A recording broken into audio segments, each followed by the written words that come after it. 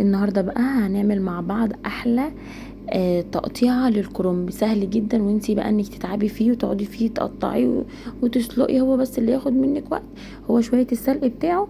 غير كده، وطبعا السلق كمان ما بياخدش وقت ولا اي حاجه. هتعملي المحشي بتاعك في نفس اليوم، مفيش هتوضبيه بقى من قبليها ولا تعملي كل الحاجات دي، وهتقطعيه بطريقه سهله جدا جدا وبسيطه قوي، ومش تاخد معاكي. يعني بصي هقولك، لو كرنبايه والله العظيم خدت معايا 5 دقايق، مش اكتر من كده. بس قبل ما نبدا وصفتنا، لو اول مره تشوفوني، انا اسمي هاجر. ما تنسوش لايك للفيديو واشتراك للقناه. انا بصراحه كنت عند ماما، فهي قالت لي انا اشتريت لك كرنبايه وكده وايه، وهسلقها لك واقطعها لك وكده. فانا قلت لها ايه، خلاص يا ماما تسلم ايدك. يا ستي انت مثلا اسلقها لي بس، وانا ايه سيبيني بقى اقطعها لك بقى تقطيع حلو قوي هتعجبك، عشان انت كمان لما تيجي تعملي كرنب ايه تعرفي تقطعيه يعني بالطريقه السهله دي. لان احنا بصراحه يا جماعه من عشاق الكرنب وبنحب نعمله دايما. وماما الله يديها الصحه يا رب والعافيه، يعني على طول بتعمله لينا كل ما نروح. وبصراحه مش حرمانه من المحشي خالص نهائي، يعني انا بعمله في البيت عندي مش كتير بصراحه، لان هي دايما على طول بتعمله، فمش بتخلينا ان احنا نفسنا فيه.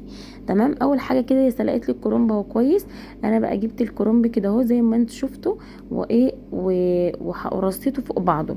يعني حوالي مثلا كل 4 أو 5 من الكرنب ترصوه فوق بعضه. طبعا احنا برضو هنكرر الخطوه دي قدامكم برضو، واوريكي انا عملتها ازاي عشان تبقي متبعه الخطوات كلها، وتبقي واخده بالك من كل اللي انا عملته ومن ايه فيه يعني. وفي نفس الوقت هتتبسطي جدا بالوصفه، ومش هياخد معاكي اي ايه وقت خالص زي ما انا قلت لكم. تمام. هنقطعه كده والخرط بالشكل ده، وبرده هكرر لكم نفس الموضوع عشان تبقوا شايفين هو عامل ازاي وبتقطع ازاي. بصوا سهل جدا وبسيط خالص، وما فيهوش اي حاجه خالص خالص متعبه، وفي نفس الوقت مش هياخد معاكي وقت والله العظيم، وهيعجبك وهيريحك قوي. انا بصراحه في الاول ما كنتش بقطعه كده. بصي بقى، اول حاجه جبت اول ورقه كده اهو. اهم حاجه الورقه بتاعتك تكوني سلقاها كده كويس، وما تكونش متكسره منك، وتكون بقى ايه مرصوصه كده ومتطبقه حلو. هتطبقها نصين بس. تمام بالشكل ده. هترصيهم بقى كده اهو فوق بعض، حوالي 4 أو 5. اوكي. او بالشكل ده كده انا رصيت 4 ايه قدامكم. انا كنت عامله الاول 4 برضو، بس حبيت ان انا اعملها لكم تاني عشان ايه تشوفوها. اوكي كده اهو طلعوا 5 كمان. هقطعهم بقى كده اهو العروق ديت زي ما انتوا شايفين كده، هما متطبقين على بعضيهم. هقطع العروق كده وهركنها على جنب. عايزه تشيلي العروق دي عشان تبقي تعمليها في الحله من تحت لما تيجي تحشي براحتك. هنا بعد ما قطعت العروق وهما متطبقين بقى كده اهو فوق بعض، هروح مقطعه بقى بالشكل اللي انتوا شايفينه ده. ولو في اي تظبيطه بقى، اي حاجات زياده هنشيلها، اي حاجه بقى عادي خالص، برضو مش هياخد منك وقت والله العظيم ما ببالغ. هو ما خدش مني غير وقت التصوير بس.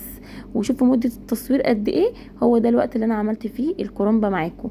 بصوا كده، شلت الزياده اللي كانت تحت ديت، وابتديت بقى ان انا ارصه كده اهو فوق بعضه بالشكل البسيط اللي انتوا شايفينه ده. هنا الورقتين دول كانوا صغيرين، قربتهم كده لقدام عشان اقدر ان انا اطلع الخرط كلها قد بعضها وتبقى كلها مظبوطه. بصوا بقى الزياده اللي كانت في الورقتين اللي كانوا من فوق عشان هي كانت رفيعه، رميتهم. وهنا بقى كده كله اتظبط معايا، والورقه زي ما انتوا شايفين قد بعضها ازاي، ومفروده وتحفه، وما فيهاش اي حاجه خالص، وما خدش مني وقت نهائي. وعملت الكرنبايه بتاعتي وانا واقفه في ثواني زي ما قلت لكم والله العظيم، هو وقت الفيديو بس. بعد ما تقطعيه بقى كده اهو وخلاص ترصيه، تروحي بقى حاطاه في مصفى وايه وتسيبيه يتصفى. ودي الوزده بتاعتنا الحلوه اهي برده مسلوقه وجميله وحلو ومش مهري ولا اي حاجه خالص. تقدري ان انت تشيليه في الفريزر برده، انا كنت عامله معاكم سلق الكرنب قبل كده، تقدري تشيليه وتطلعيه يبقى معاكي زي الفل وحلو جدا.